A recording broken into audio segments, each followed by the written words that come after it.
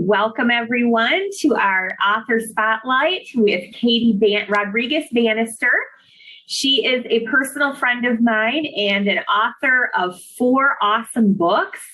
And her latest book came out in 2020 called Roll On. And I am excited to talk to Katie about life, love, and being the most greatest author that, I know of in my life anyway. She has been a huge insight for me, or inspiration to me, in so many parts of information that I've needed from her books. So we're going to get right to it. Katie, just welcome and thank you for joining us today and sharing with us. Oh, wonderful. I love to share. I find that when we share ourselves and we help others, we really help ourselves.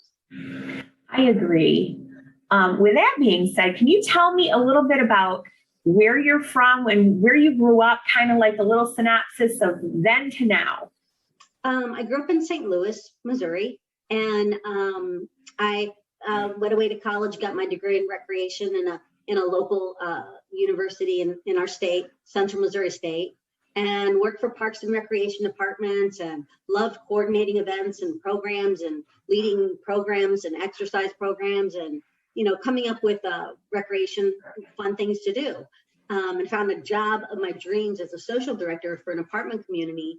And 4 days later, I was in an SUV that rolled over. And I was 25 when the accident happened. And it totally took my life in a different direction. You mentioned my books. I hated writing.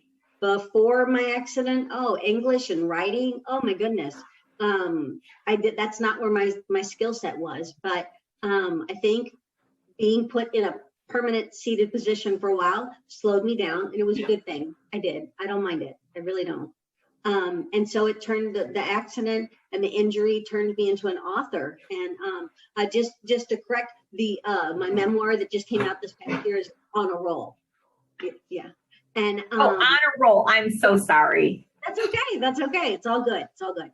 So it turned me into author. And then 3 years after my injury, I met my husband, Steve, and we were at the Capitol doing advocacy work. And he's just the neatest. He's like no other guy I dated before my accident. He's nice and quiet and gentle. And I wasn't good at picking partners before my disability. It was very selfishness and shallow relationships and on both parts of the relationship, mine and the dental and the guys I picked to date, and just wasn't really the right thing. So, when my accident happened, my techniques for finding companionship were not very good.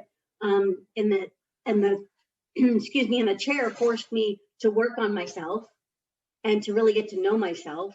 And I'm now in the healthiest relationship I've ever been in my life.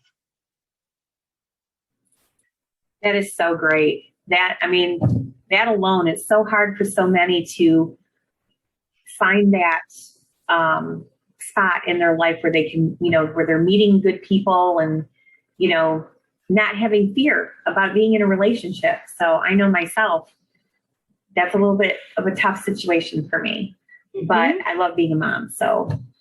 And you're a good mom. Your daughter loves you very much. And I know of your successes with her and the struggles as well. It's pretty awesome what you've accomplished, girl. Thank you. Mm-hmm. What would you say is the most profound thing in your life that changed when you had your paralysis? It's interesting because it's like I said, it slowed me down because I needed to. But what's really cool is my friends from high school all tell me I'm still the same.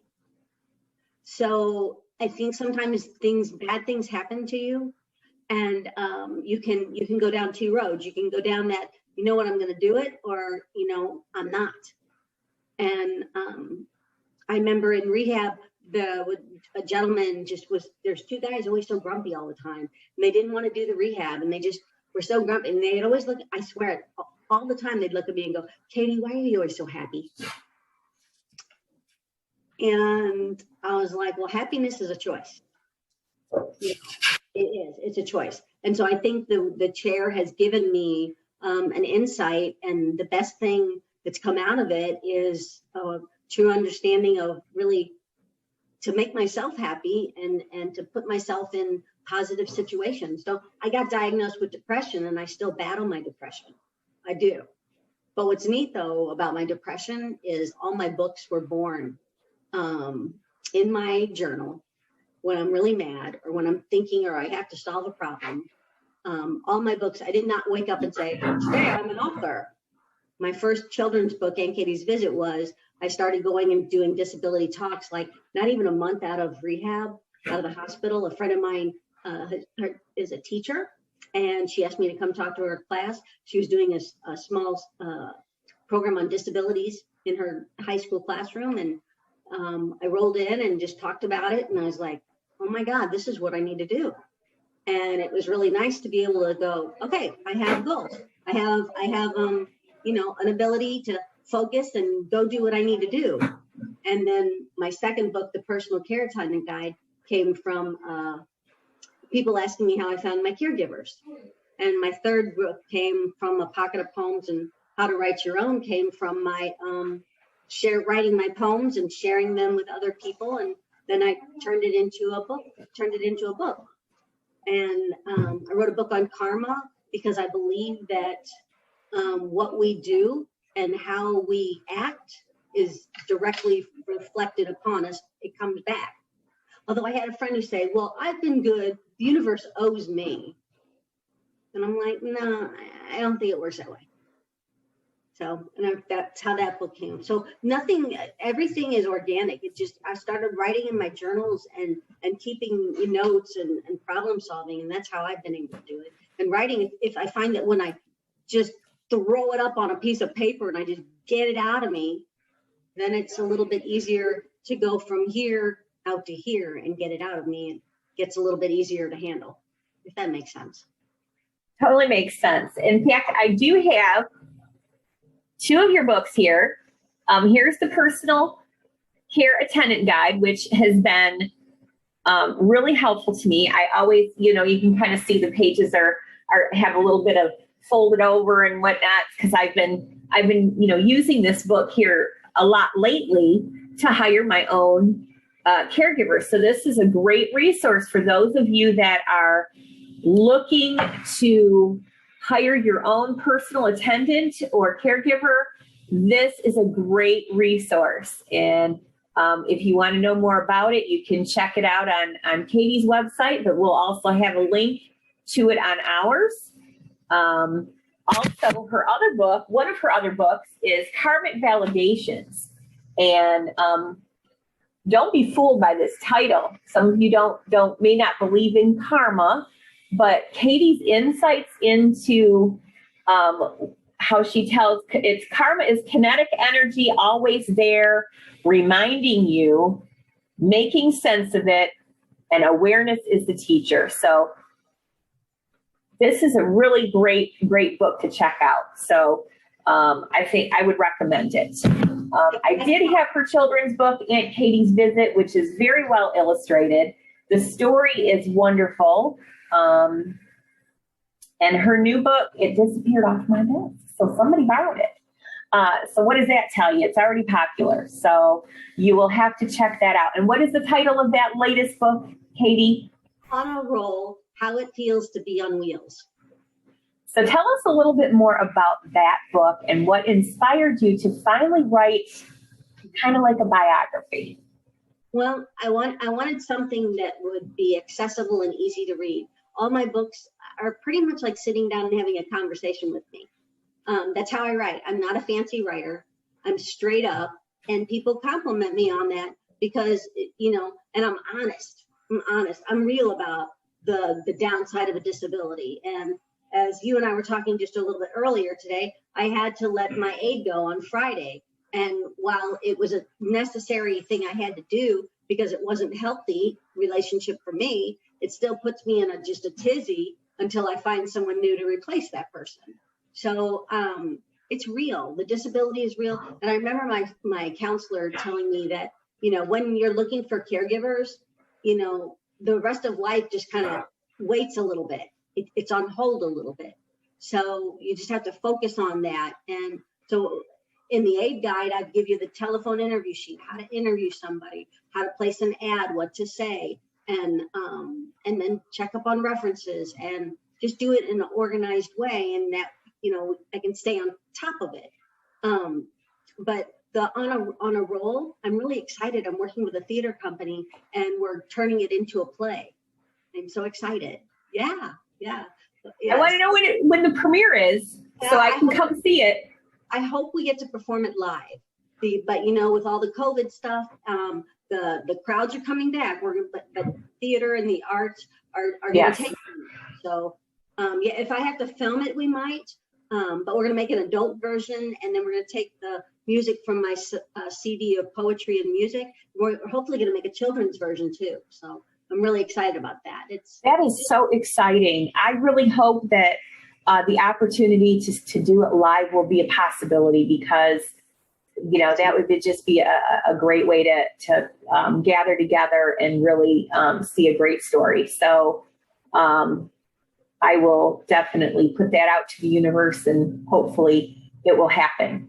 I do too. So, I think we're getting better. I'm an optimist, so I think we're getting closer to.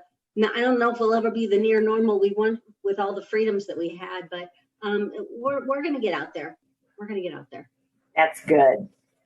So the other thing that I know about you that we have in common is that we were both Miss Wheelchair winners.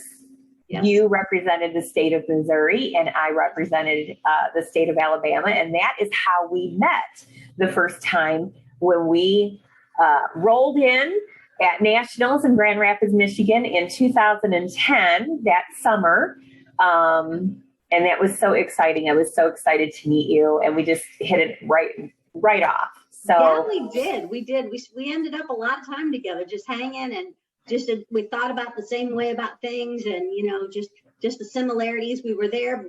We weren't taking it too serious, but we weren't blowing it off either. We were having a fun time, learning and interacting. Yeah, that was pretty cool. Well, it was great to be able to, I think both of us had such a wonderful platform to tell people about, and it introduced me to the next level of advocacy that came after. And I think you had already experienced so much with what you were already doing. So tell me a little bit about Access for All.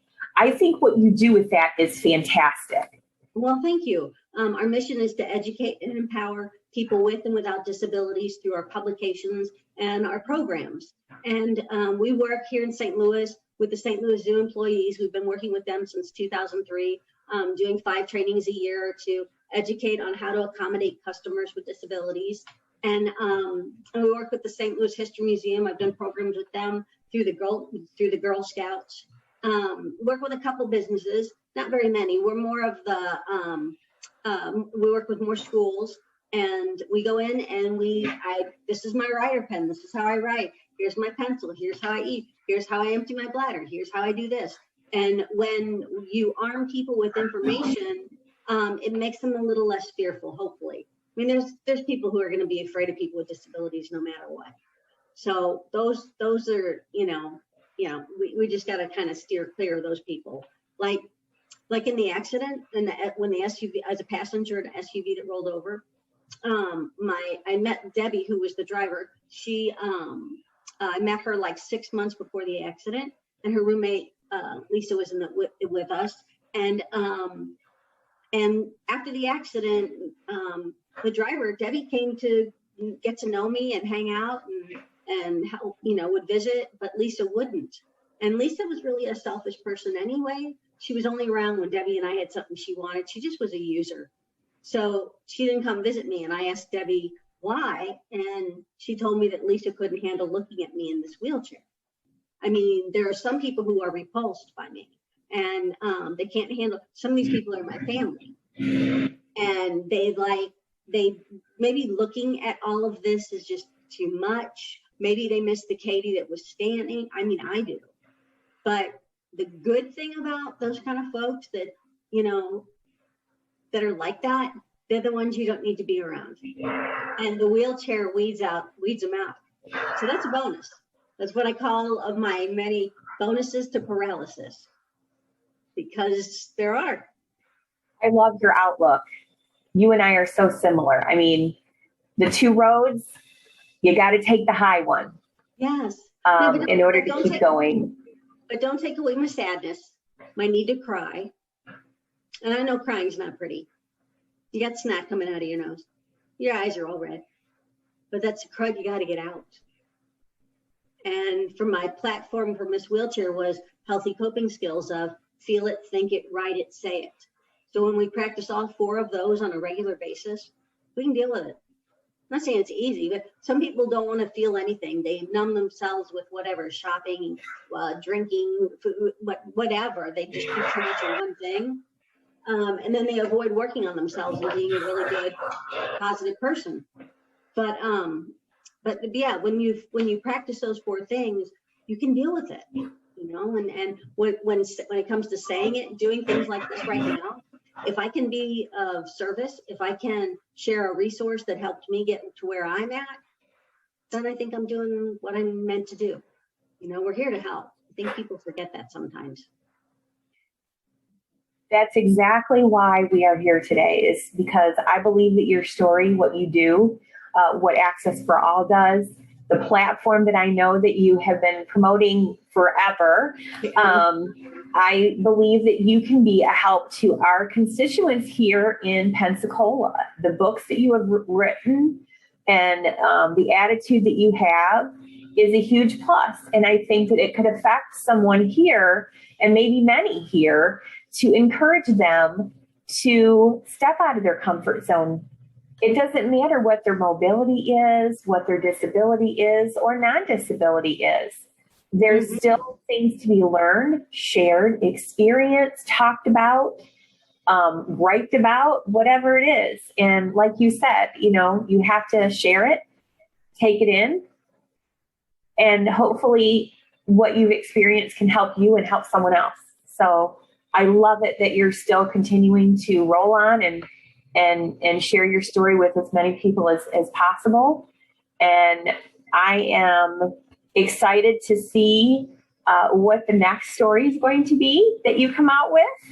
And some other questions that I had for you were in regards to, of course, we want to know how long have you and Steve been married or together? Steve and I, my accident, I just celebrated this past February, 31 years in the chair as a woman on wheels.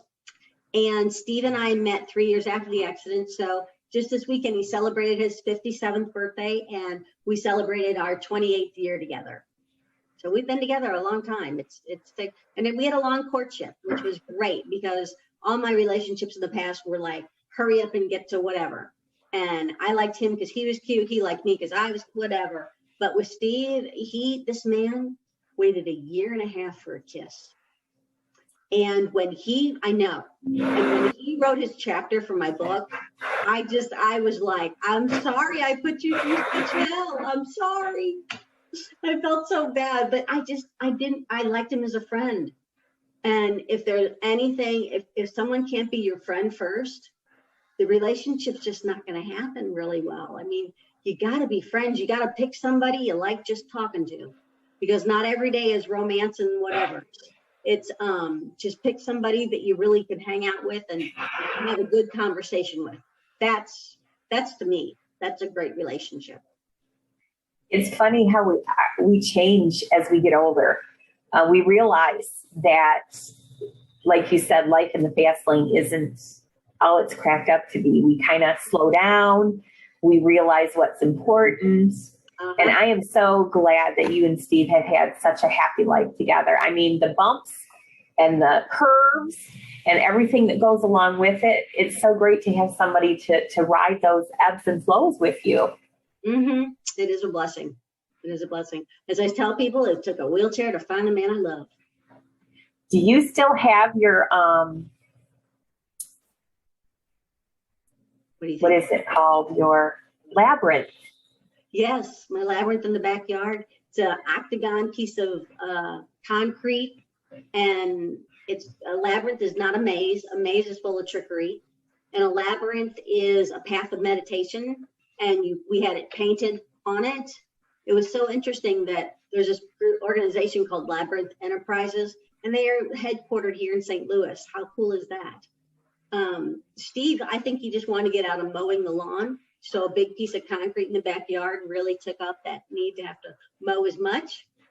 But the benefits are good. And it's like I use the labyrinth when I want to think about a writing idea, or if I just want to relax, or if I'm angry, or just if I'm thinking about something. It's fun. One of my neighbors calls it an alien landing pad. And I said, you might be right. I kind of like that. I know when I saw you post about it the very first time, I was so intrigued by the labyrinth and the difference. Like you said, it is a passive meditation. It's not a maze. A maze is trickery. You're trying to find your way through it. Mm-hmm. When a labyrinth is that slow path, free path for you to open your mind and have that serenity or whatever it may be for you to move through it. So that's exciting to have that. What made you want to have one? Well, Steve came home one day and he goes, have you ever heard of a labyrinth? And I was like, no. And I thought he explained it to me, and I was like, well, that's kind of cool. Do you know they have labyrinths and cave dwellings from eons, years and years ago? A lot of people just want to.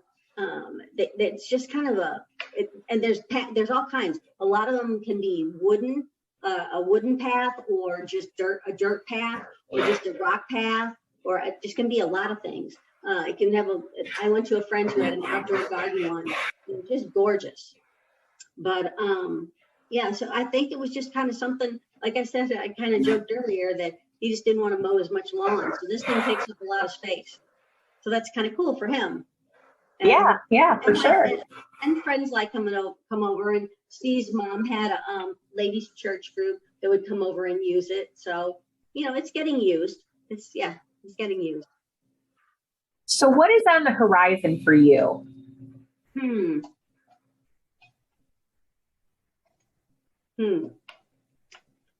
I think with this theater thing, if we can get it to go, and the performance piece, I think my immediate crisis, as I told you right before we got on, I had to let my aide go, so I'm looking for that right now. So that's kind of keeping. That's always a tenant care, what a scare. That's what I call it sometimes. And I think it's kind of hard with all this the COVID stuff and everything that's kind of really changed things. We just don't have as much freedom. And I hope to God that we do reach a point where that we're not Zooming all the time. I love Zooming now because you and I can be in different states, and we can, be doing two different things, which is be in two different places at once. That's a bonus. That's the beauty of it.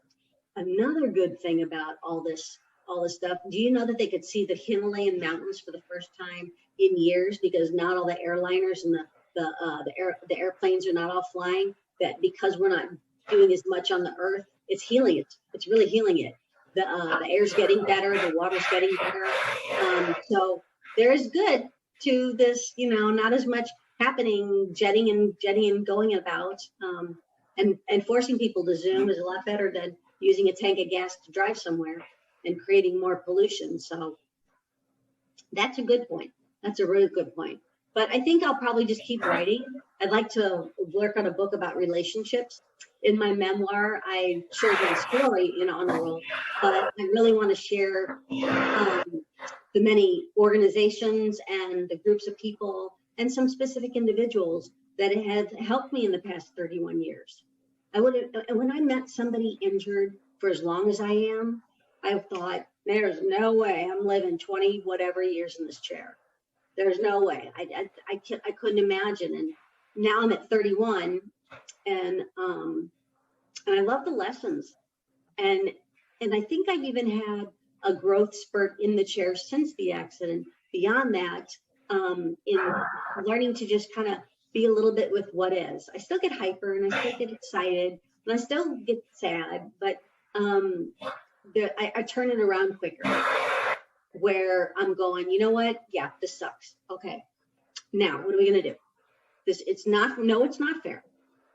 And no one said life was going to be fair, and it isn't. And but the alternative of giving in and giving up is just not something that I'm ready to do. And it was interesting. So a woman read my book on a roll, and she told me I had a prejudice. And she goes, "Do you want to hear it?" And I said, "Well, yeah, we have to all learn from each other." And I said, "I somewhat have a prejudice against somebody who won't try, because I guess I do, because I want people to, you got to try, because for me, if I don't try, I'll die.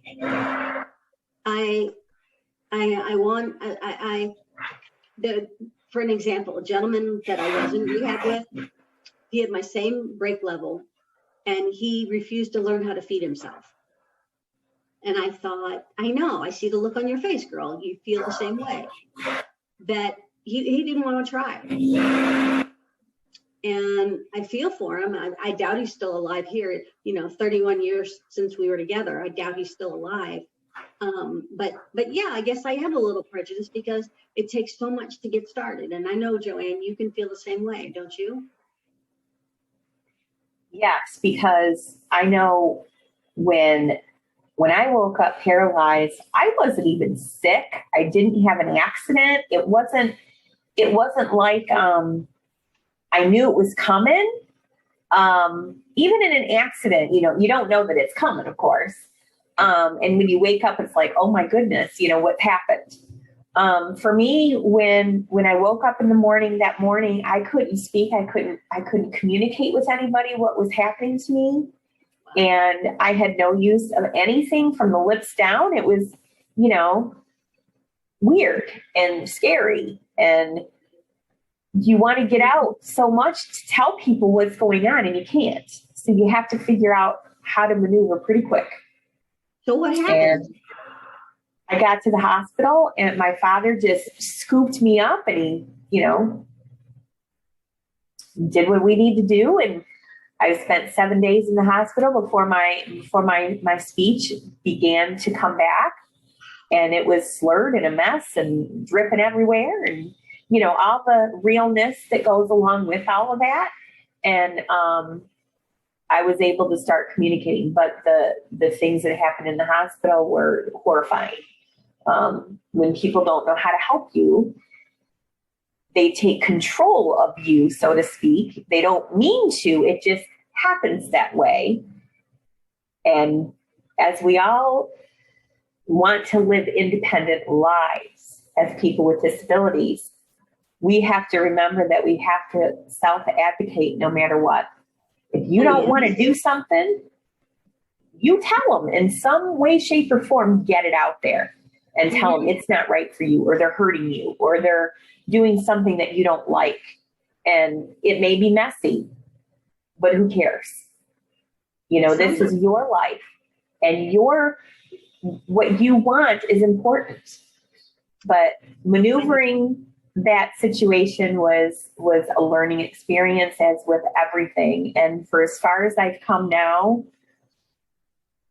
it's been an amazing journey, and I wouldn't trade it for the world, because I think if I would have remained, I don't ever want to really use the word able-bodied, because I'm still able-bodied.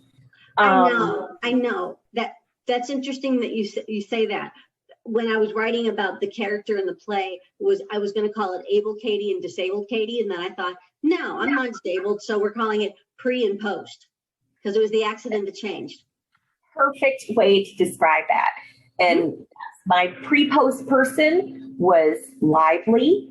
I'm still lively and crazy, and as you are too.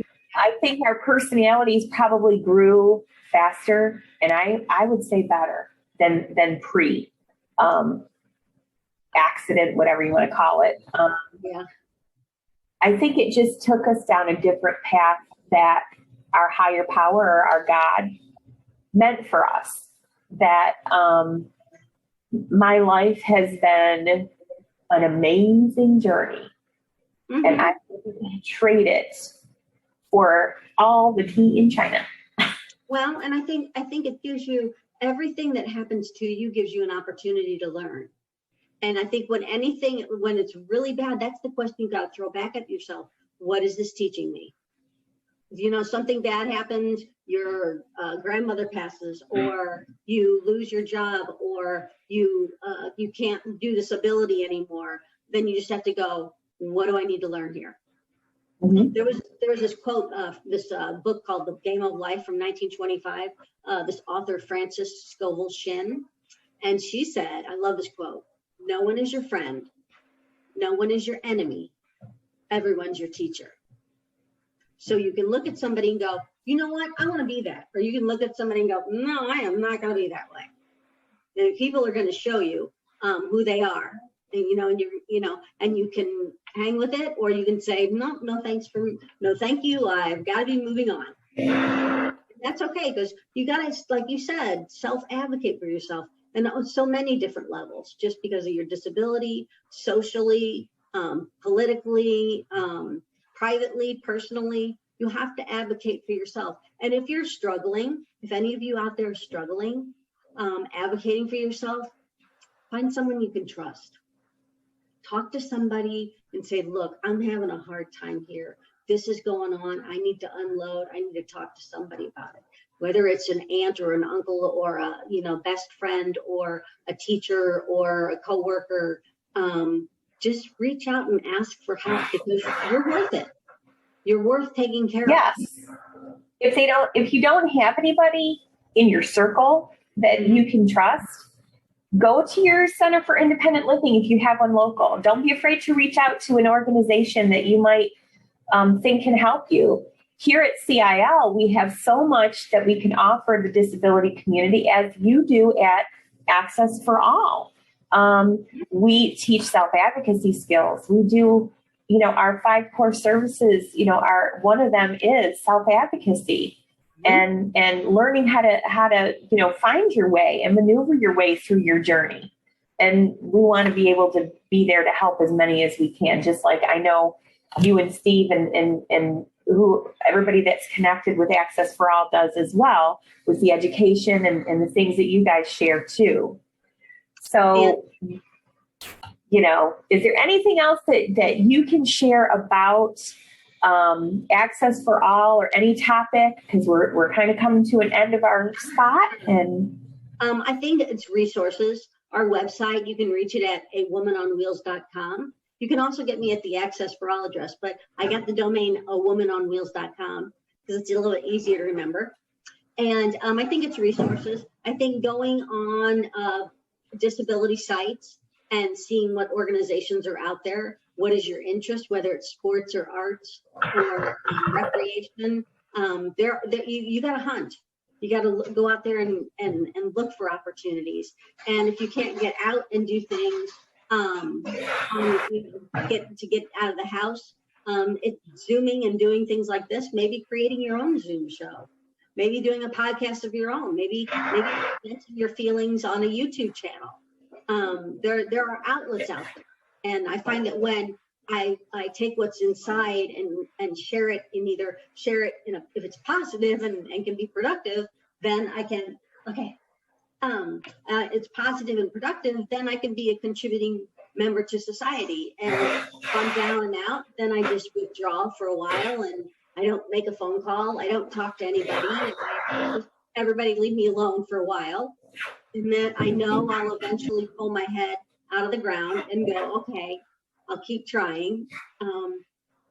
I'm not perfect, and Joanne, I know you're not either, but you know what? The two of us we're here to be examples, folks, and you two can be an example too. And anybody who says otherwise, I grew up with a father who told me, Katie, you're only number 6. What do you know? That stuck with me all my life.